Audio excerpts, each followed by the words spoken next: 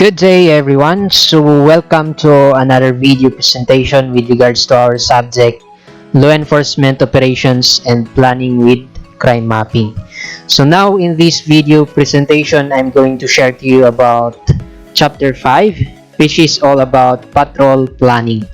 So now we are going to start here first by defining what is a station patrol plan. Okay, so this simply refers to the type of operational plan or the plan prepared at the police station level that provides the guidelines in the conduct of patrol operations. So this is commonly prepared by the patrol head, okay, or in other words the chief of police, or in other words the patrol supervisor. Okay, and now it contains the details on the deployment of patrol personnel and resources taking into account the prevailing situation in the area of responsibility. So as we have mentioned naman ng mga previous discussions natin, okay, that we should consider before we deploy our personnels, or before we deploy, or before the police officers are being deployed, that is being planned first, or there is a reason why they are going to be deployed in a certain or in that certain places. So just take note, if we say station patrol plan, this is the plans, or this is the plan that is prepared, okay, at every police station level. And we have here the guidelines in patrol planning in each stations. So number 1, okay, the objectives of the police station must be aligned, okay, with the objectives set by the higher headquarters. Okay, so just like the main concern of the chief, the main concern of the highest office of the police, okay, is more on crime prevention, diba? So all of the objectives or all of the things that must be included in the plan, it should be connected, or it is aligned with the objective, which is crime prevention. So just like in the field of law, so the senators or those creators of laws or lawmakers, they always base the rules or the things that they are placing in those laws that they are making or proposing.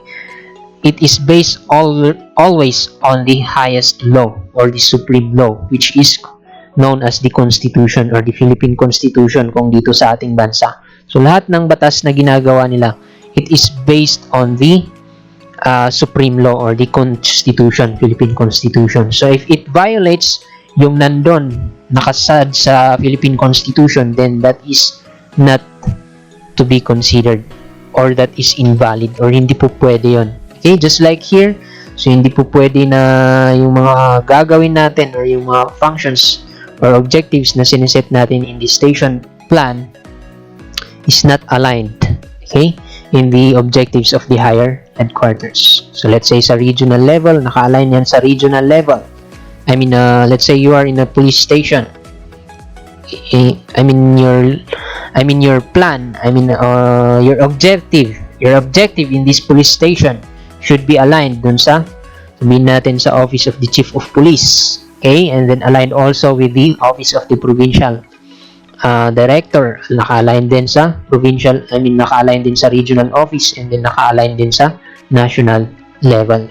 Okay, and then the following factors must be considered: the number and individual functions of personnel. So these are the things that must be considered, that we should consider in patrol planning. Also logistical and financial resources.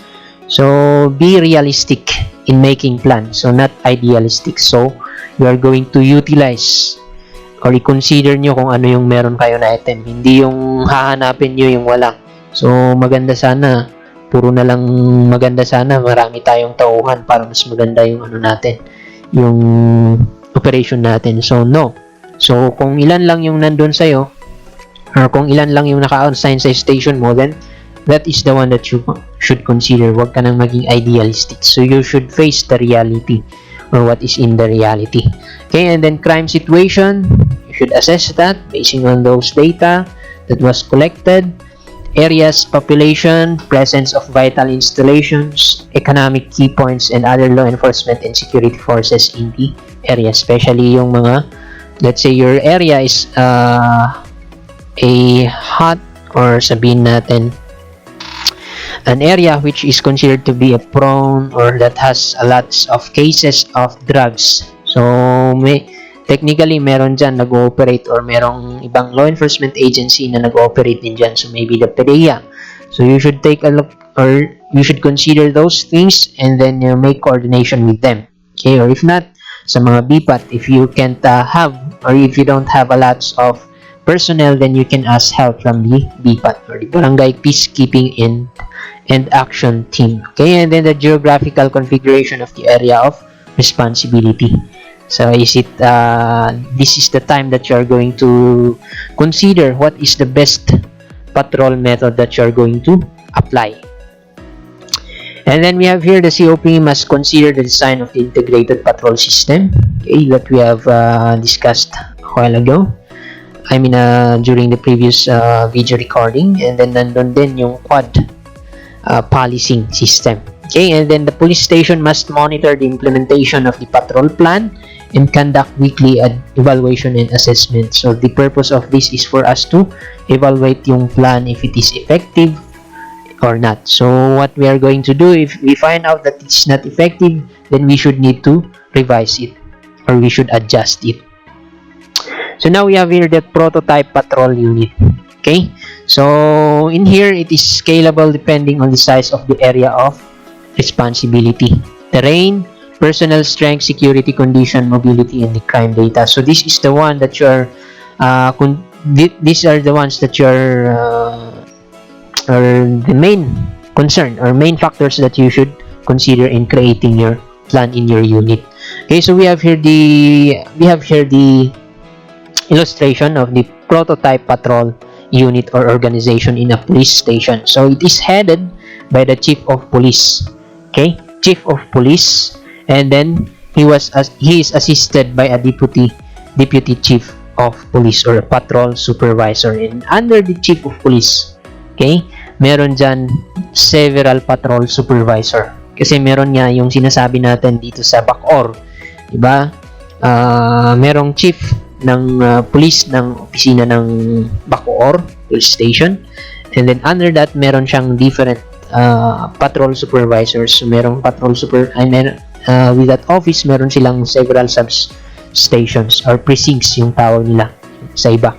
So station 1, station 2, station 3, and others, and they are located in different places.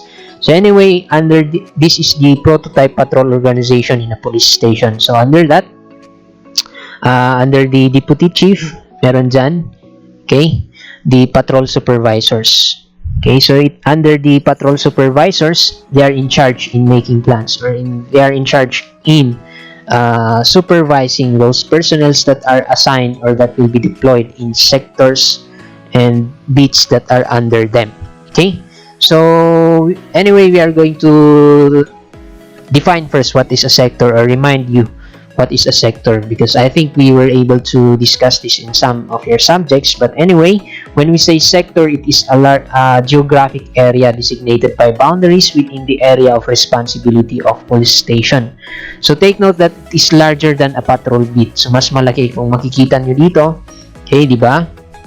So if you are going to take a look here, so mapapansin ninyo sector sabi dito, and it is composed of several beats or 4 na beats. So sector 2, is composed of another 4 beats. So mas malaki po ang beat or mas malaking division ang sector kaysa sa beat. So ano naman ang beat? So patrol beat, it is the subdivision of patrol sectors, okay, so consisting of any contiguous area defined by identifiable boundaries. Okay, so it can be monitored or it can be patrolled by simply foot or bicycle patrol. So, mas maliit siya kaysa sa sector. Okay, so usually, ginagamit natin to, or itong mga sectoring and patrol beats na mga ito, ginagamit to utilize yung personnels natin. Okay, para hindi magulo. So, merong naka-assign sa beat 1, meron tayong ibang tao na i-assign sa beat 2 and others. And then, sa buong beat na yun, merong naka-assign na, sa mga beats na yun, may gugrupo ulit yan as sectors. So, sectors that can be covered, or under the sectors that can be or the method of patrol that can be applied there or employed is usually mobile patrol. Okay, so to further define it, okay, patrol beat streets are the usual identifiable boundaries to assign patrol beats. Pero take note, meron yung tinatawag din natin na line beat, or ito yung tinatawag natin na line beat. Okay, yung kalsada or yung straight path. Okay, so we call it as line beat. Pero anyway, we call it also as, we call overall, okay, a small area that is assigned to a particular bodies or group of police officers. We call it as patrol beat. But as to streets, yung inassign natin or yung sinusundan nila, then we call it as line beat. So to further discuss it, we have here an illustration. So if you're going to take a look here, so we have here, it is composed, or this area is composed of two sectors. So sector 1, nandito po siya. So sector 1, and then we have here sector 2.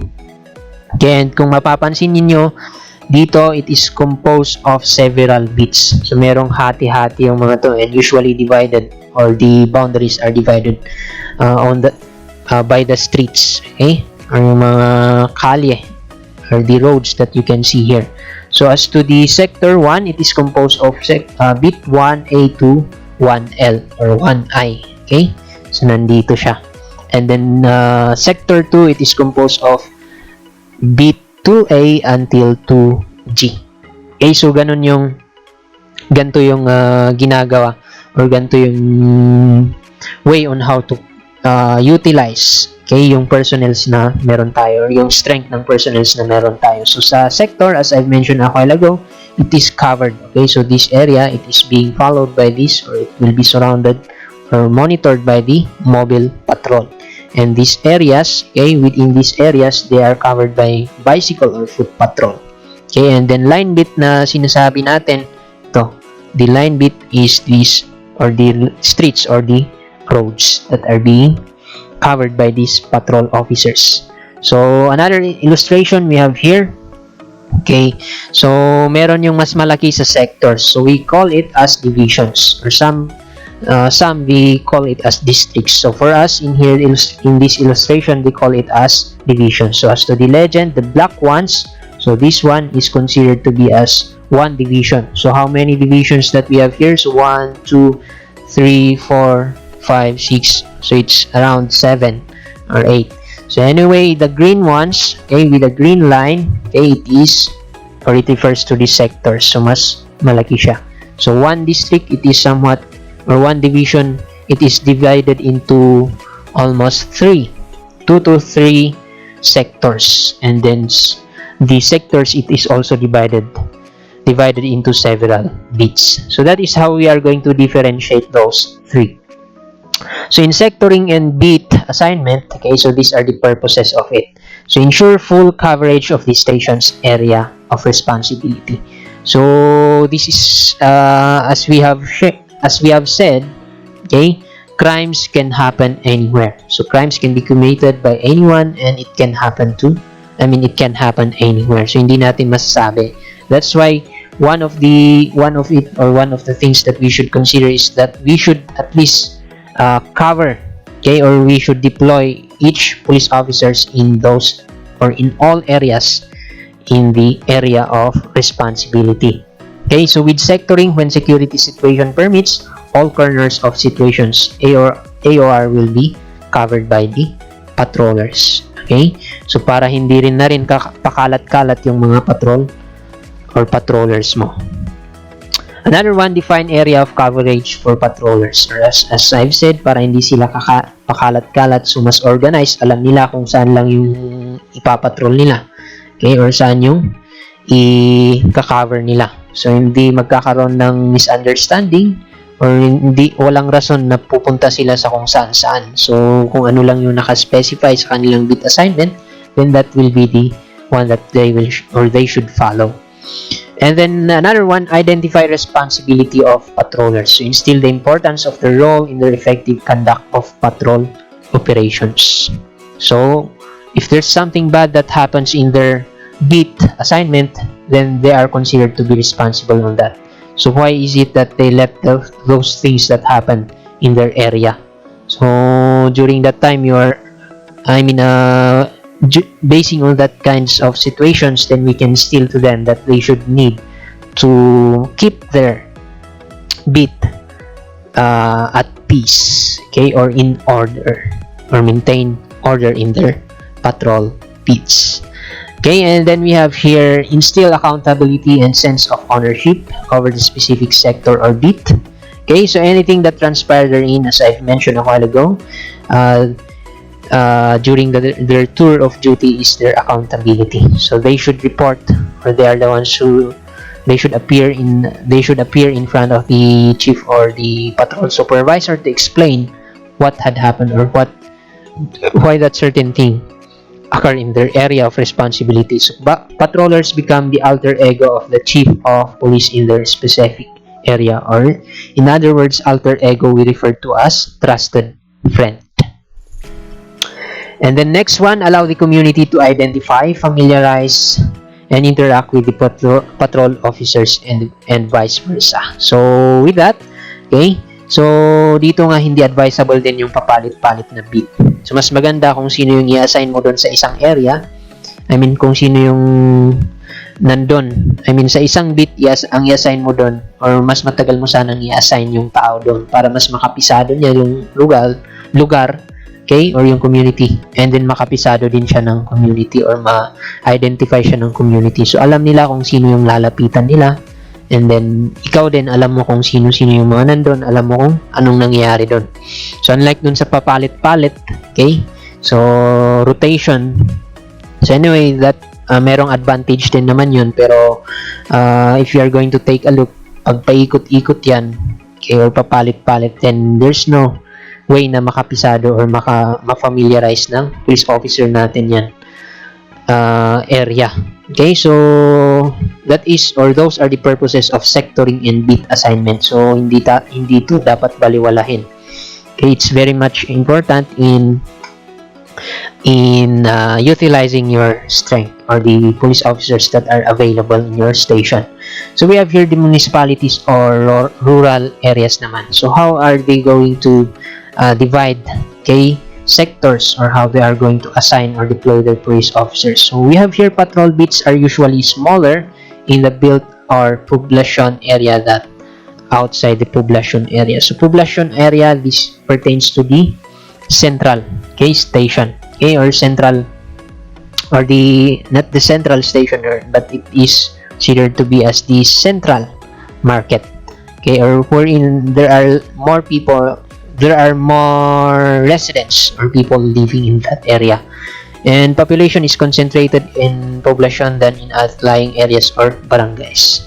So we have here an example on how they are going to build up, okay, on how they are going to sector beats, divide into sector or beats particular rural area or municipality. So as you can see here, so we have here the arrow, so it pertains to the built-up or population area, or the central market, okay? And we have here the areas outside the built-up area or population area. So take note of the term, okay? Built-up or population area. So kung makita nyo, wala siya, let's say an identification question, multiple choice question. So kung wala sa choices yung population area, then try to find out, baka merong built-up area dyan. So those are some reminders in answering multiple choice, para iwas technicality. And we have here the areas outside the built-up area or population. So if you are going to take a look here, usually the method that is being used here in the built-up or population area is foot patrol, okay? But as to the outside, okay, areas outside the population area, usually motorcycle patrol or mobile patrol are the ones that are being used or utilized, okay? Kasi sa probinsya naman, di ba, alangan naman na paglakarin nyo yung patrol officers natin doon sa main road or highways natin, okay, para ikutin yung buong bundok. Okay, so that is not advisable, or that is not practicality, that is not effective. So anyway, usually ang common na ginagamit for those areas, horse patrol or maybe motorcycle patrol and mobile patrol. So sa areas na or sa loob ng poblasyon area, then that can be applied, or the method that can be applied is foot patrol method. So that is for the cases in municipal areas or municipality or rural areas. As to urban areas naman, okay, so the frontline units of the city police stations are the police community precincts or the patrollers themselves. So it is composed of several PCPs or police community precincts. So merong central station and then it is composed of several precincts.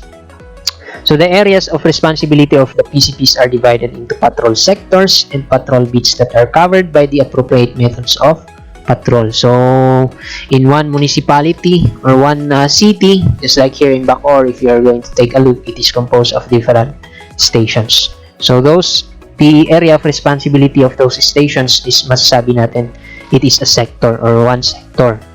Okay, or they could be assigned or they could be in charge of different patrol sectors or several patrol sectors. And we have here another illustration, just like what we had a while ago. So it's just the same what we had a while ago. So take note, these sectors and beat or patrol beat. And then next, so as to the city proper, okay, so this is in rural areas. Urban areas. So the city proper, or let's say there are, as we have said a while ago, one of the factors that you are going to consider is the establishments that are in your areas. Okay, so with that, so you should consider them, and that could be taken into consideration as to assign, okay, the appropriate method of patrol that you are going to employ, or that you will be telling your patrollers to employ. Okay, so makikita nyo dito, let's say this is composed of, or dito sa gilid-gilid, this is composed of different business establishments. So with that, the best method that can be applied here, it can be patrol, foot patrol, or if not, motorcycle patrol. So aside from that, ikot-ikutin niya lang yan. Okay, and then that is considered to be as one patrol beat, or this could be the beat 1. And then the other one here, okay, or maybe in the outside, okay, another beat should be made also. So beat 1, ito lang, ikot-ikot lang yung si police officer. So dito na naka motorcycle patrol. Okay, and then we have here also making the plan. So we have here the major parts. So as to the major parts, number 1, there is the situation. Okay, so relates the existing circumstances in the area of the responsibility based on the nature and extent of crime. So you are going to analyze the situation first. So modus operandi, time, location, rate of crime incidents, crime victims, and possible crime trend in the next couple of months. So that you are going to assess the situation. And then next one, existence of other law enforcement. As we have said a while ago, you should take a look on those. So you can call the attention of the barangay, the BPAT, okay, for further or for force multipliers, and then you should also make coordination with other law enforcement agencies conducting operations there with regards to crime prevention or maybe drug issues.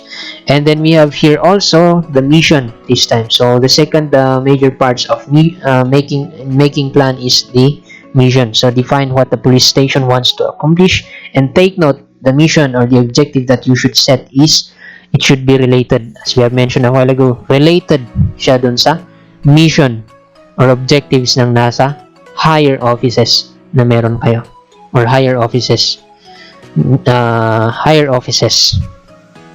than your office. And then we have here on the third one, okay, after the mission, we have here the next major parts, which is the execution. So under execution, it is composed of several parts. So number 1, concept of operation. So a clear and concise statement of the line of action chosen by the COP to accomplish the mission of the police station. Okay, on simply the procedure, and then patrol, sector, and beat.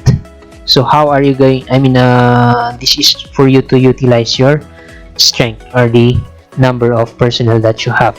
Okay, so take note also here that in the concept of operation, you should consider here the type of patrol that you are going to employ. Okay, and then we have here the task, so the duties of units and personnel involved in the patrol operations. So you should assign, or you should tell them, okay, assign each personnel a specific task, okay, para iwas misunderstanding or iwas disorganization. And then we have here coordinating instructions, so provide the details of coordination structures and control applicable to units and personnel involved in the patrol operations.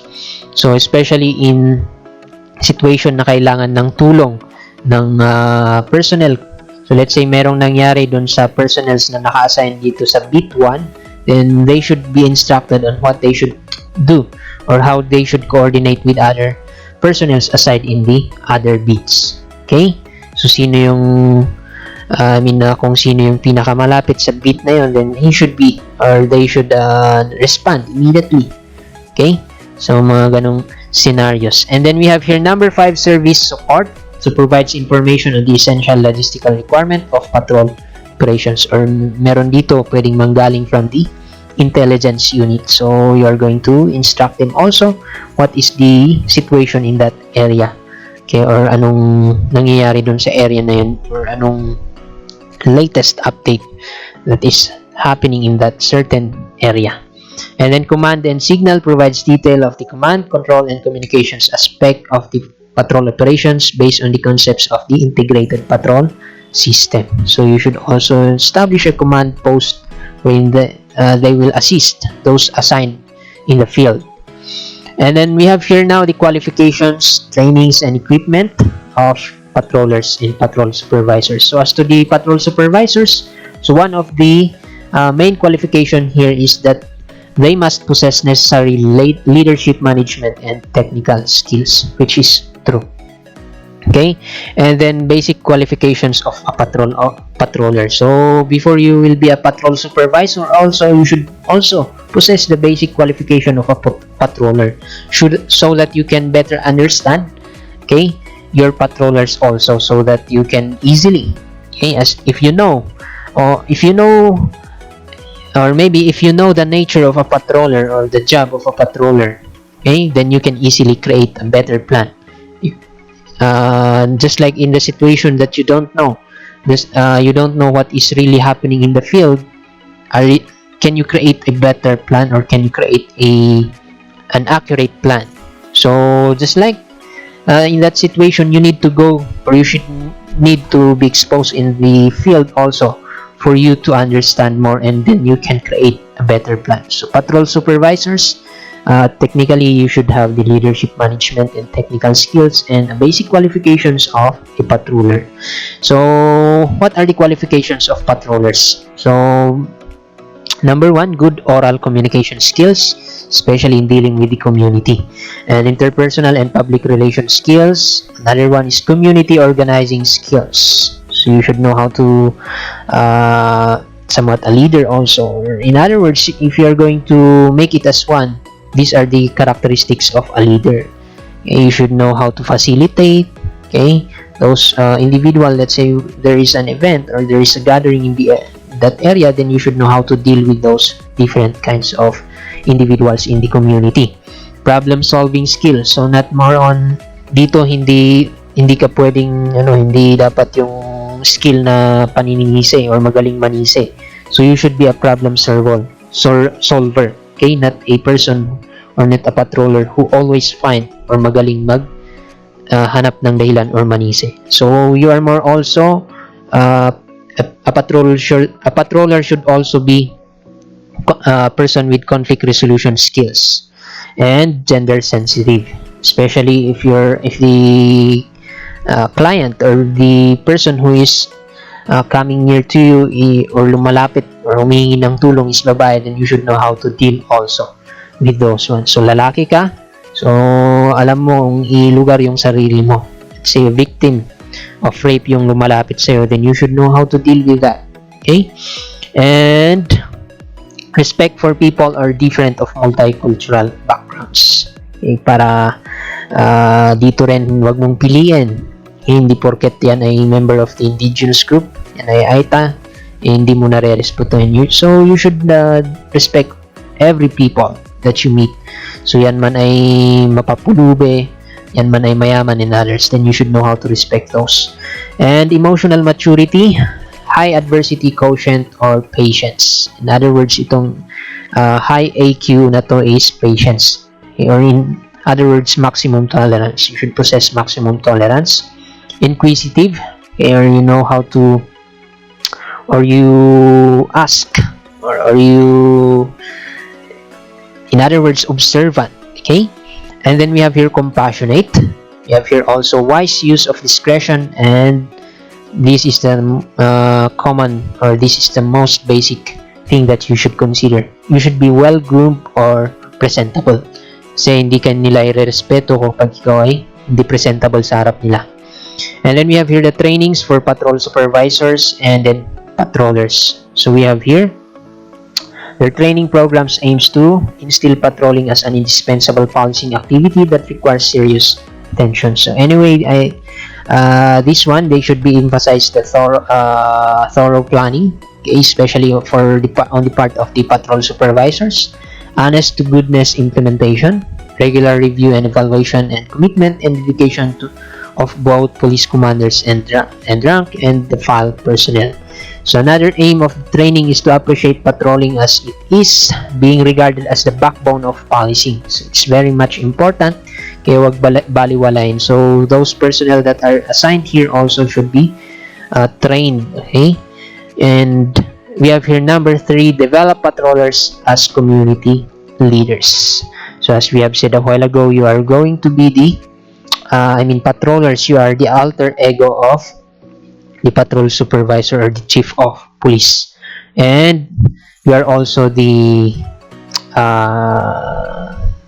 what we call as the representatives, okay, of the Philippine National Police, or ikaw yung makikita, frontliners nila.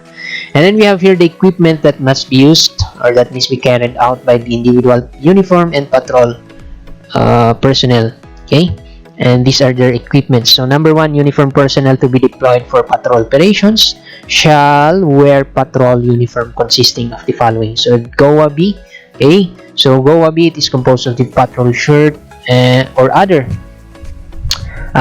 patrol uniforms as may be prescribed in the future. Okay, so this is also being, if you learned in your law enforcement, LEA or other LEA subjects.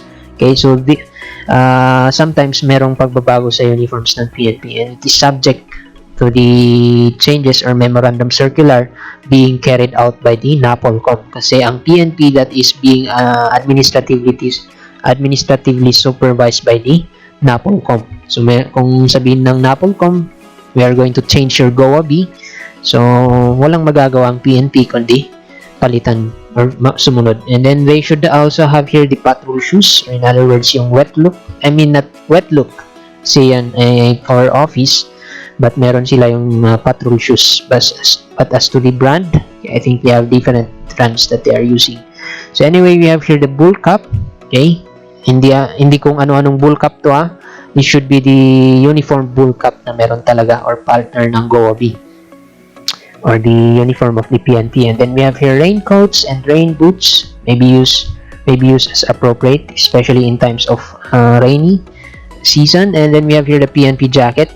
Okay, this is part of their uniform, so as may be prescribed also. But as to the mandatory, syempre nandyan yung GOAB and patrol shoes and others. Okay, so this is the patrol uniform that they should that a sample patrol uniform that they can use. It is composed of this, okay, pants, shirt, and then we have here the bull cap, and then we have here the basic equipment that they should have, okay, the holster, and then we have here the belt and others.